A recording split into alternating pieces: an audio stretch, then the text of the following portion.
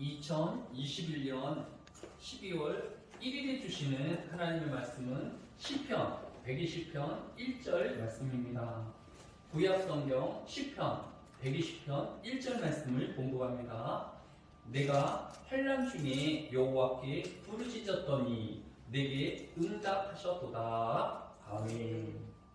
시편 150편 중에는 제목이라고 할 수 있는 표지어를 가진 시편이 116편에 달하고 있습니다.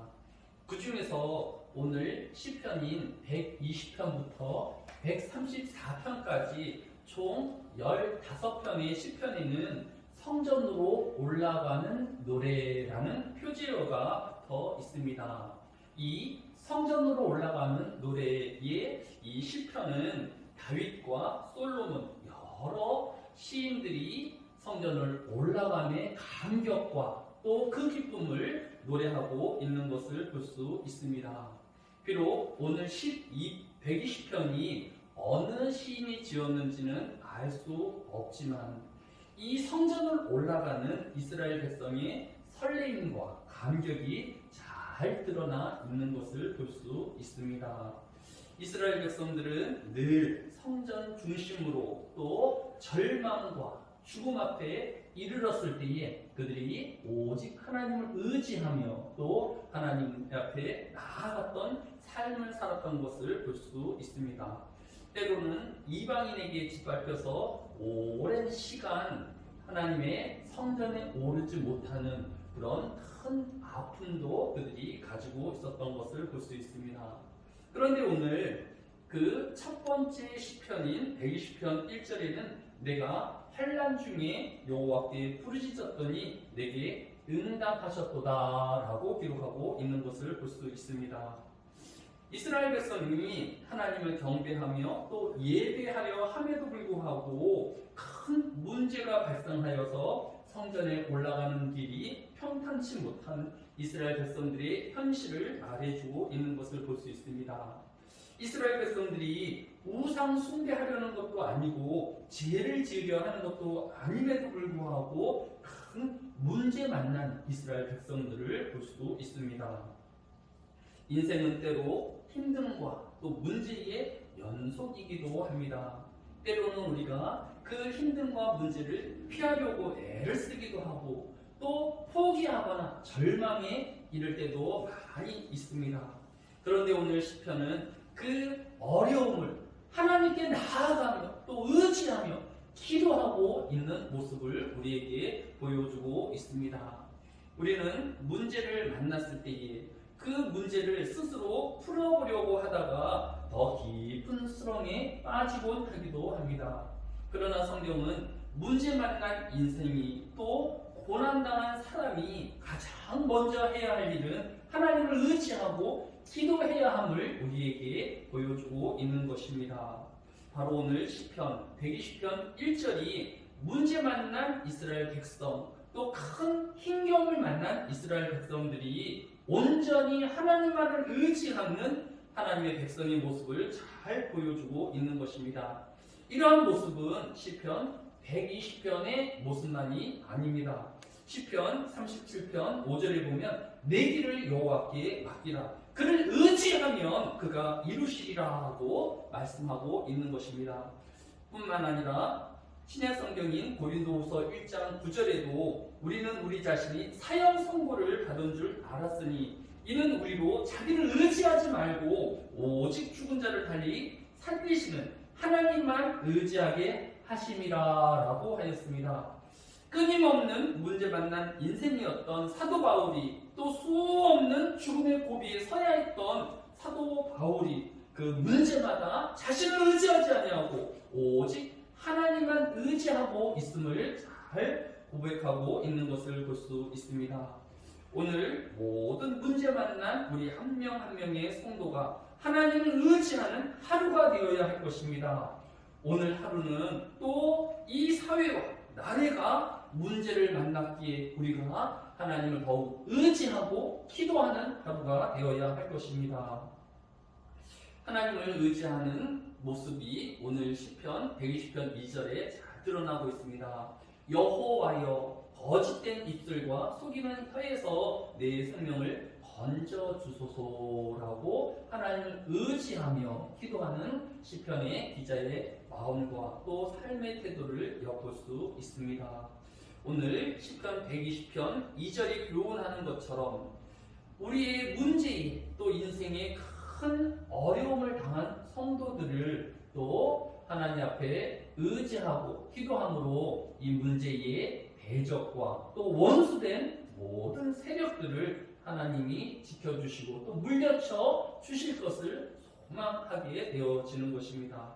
끝으로 이렇게 하나님을 의지하고 기도하는 성도들에게 하나님은 어떻게 응답을 하실까요?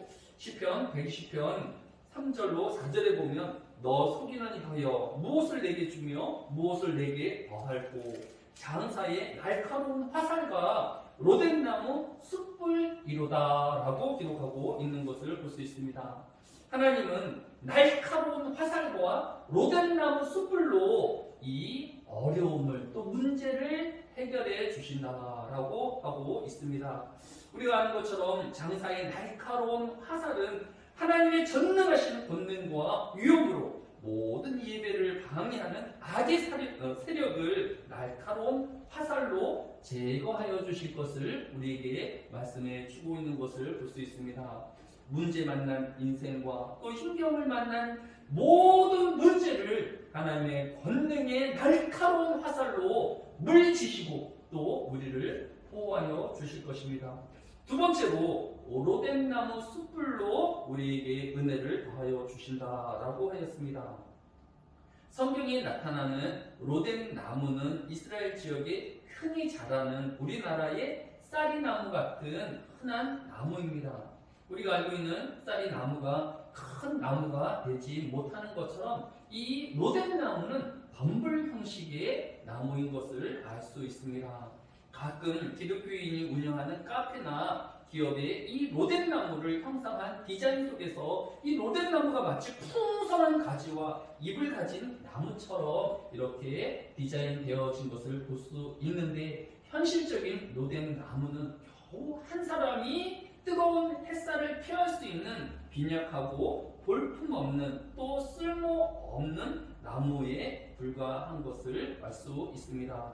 우리가 이 로덴 나무에 대한 강력한 인상은 열왕기상 19장 3절로 4절에 엘리야 선지자가 이스라엘의 7번째 왕인 아합 왕과 이세벨의 분노를 피하여 로덴 나무 아래에서 쉬는 또 기도하는 모습을 깊게 각인하고 있기 때문일 것입니다. 자기 생명을 위해 도맹하여 유다에 속한 부활세가에 이르러 자기의 서한을 그곳에 머물게 하고 자기 자신은 광야로 들어가 하룻빛쯤 가서 한 로뎀나무 아래에 앉아서 자기가 죽기를 원하여 이르되 여호와여 넉넉하오니 지금 내 생명을 거두시옵소서 나는 내 조상들보다 낫지 못하니이다. 기도하는 이 엘리야 선지자에게 하나님의 긍휼과 또 보호하심을 베푸시는 것을 우리가 기억하고 있기 때문입니다. 비록 로덴 나무가 풍성한 가지와 잎은 가지고 있지 못하지만 단 한 가지 이 로덴 나무는 척박한 환경에서 자라기에 그 나무로 만든 숯불은 다른 숯불보다 오래 불타오르고 또 지속되어지는 특징을 가지고 있기에 다른 어떤 숯불보다도 비싸게 팔리우고 있는 것을 볼 수 있습니다. 하나님께서 예배를 대적하는 모든 악의 세력들을 또 성도를 힘들게 하며 또 대적하는 모든 세력들을 날카로운 화살로 그들을 징계하시고 우리를 보호하실 것입니다. 또 하나님은 오래 지속되어지는 숯불로 그 원수들을 응징하고 결국은 패배시킬 것입니다. 또 하나님은 로덴 나무의 숯불의 지속적인 온기와 격려로 낙심한 성도를 따뜻하게 위로하고 다독여 주실 것입니다. 오늘 이 하루가 하나님의 대신 싸우심과 또 대적을 응징하시고 성도를 위로하시고 다독이시는 그 하나님을 경험하는 하루 되어지시기를 주의 이름으로 축원합니다. 사랑이 많으신 아버지 하나님, 참으로 환난 중에 기도하는 성도들에게 응답하시며 보호하여 주시고 또 위로하여 주심을 깨닫는 이 새벽이 되어지게 하여 주시기 바랍니다. 이제 12월의 첫날을 예배로 시작하며 기도함으로 시작하려 합니다. 온 문제 만난 하나님의 백성들과 성도들의 삶 위에 하나님이 함께하여 주셔서 하나님의 살아계심과 또 전등하심을 나타내어 보이시는 이 하루가 되어지게 하여 주시고 12월이 되어지게 하여 주옵소서. 하나님의 그 은혜를 사모하며 또 이 하루를 견디고 승리하는 모든 성도들 되어지게 하여 주옵소서. 감사를 드리오며 예수님의 이름으로 기도드렸사옵나이다. 아멘.